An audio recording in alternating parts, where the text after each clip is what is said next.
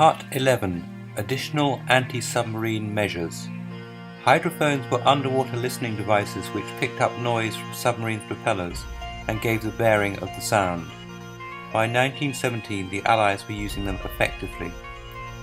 Small anti-submarine vessels equipped with hydrophones and depth charges were known as submarine chasers. A subchaser had to stop its own engine to listen while other subchasers attacked the estimated position of the U-boat. Subchasers were effective in shallow coastal waters. According to the captain of USS Wadsworth, Dazzle camouflage was a way of painting ships not to obtain invisibility, but to obtain deception. The patterns made it difficult for the U-boat to work out the course, speed, and size of its target. Aircraft also proved useful. There was increasing use of them in 1918. Flying boats, airships, and kite balloons became the eyes of the destroyers and other surface craft. Aircraft were virtually invisible to submarines, even at periscope depth. The British developed their own flying boats from American Curtiss types. These Felixstowe flying boats had improved hulls and more powerful Rolls-Royce engines.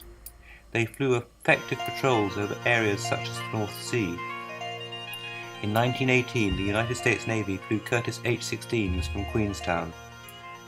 The Royal Naval Air Service used several different types of non-rigid airships, including 27 Coastal class, 77 Submarine Scout Zero, and a small number of the larger North Sea class. They were lightly armed but effective for maritime patrols and reconnaissance, as they could even see U-boats underwater at periscope depth, if the water was clear. Although slower, they had greater endurance than the flying boats. The United States Navy flew kite balloons from destroyers. These balloons carried an observer who could spot submarines and inform the ship by telephone.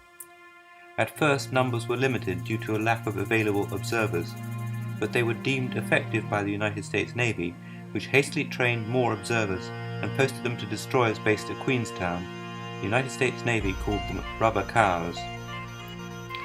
In 1918, the minefield across the English Channel was reconstructed with a new type of mine which transformed it into a really effective barrier.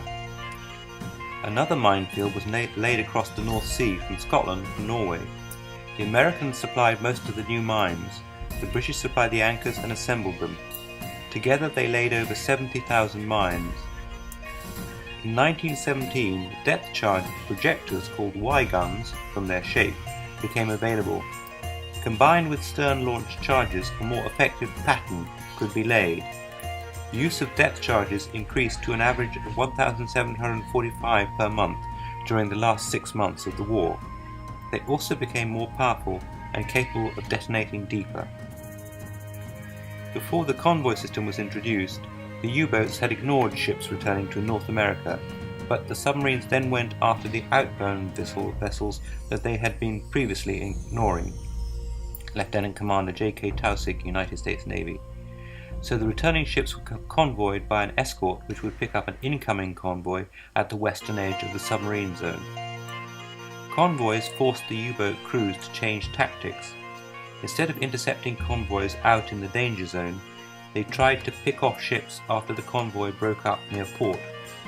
But these were the shallower waters where subchasers and aircraft were effective. In this war, the U-boats did not use pack tactics, although they tried a pack attack in May 1918. 6 U-boats led by U-103 attacked several homebound convoys. It was a failure because their wireless communication was inadequate. In fact, it turned into a disaster when the leader, U-103, was caught on the surface close enough for the troopship Olympic to ram it. Olympic was a sister ship to the Titanic. The attack only succeeded in sinking 3 ships, but lost 2 U-boats, including U-103.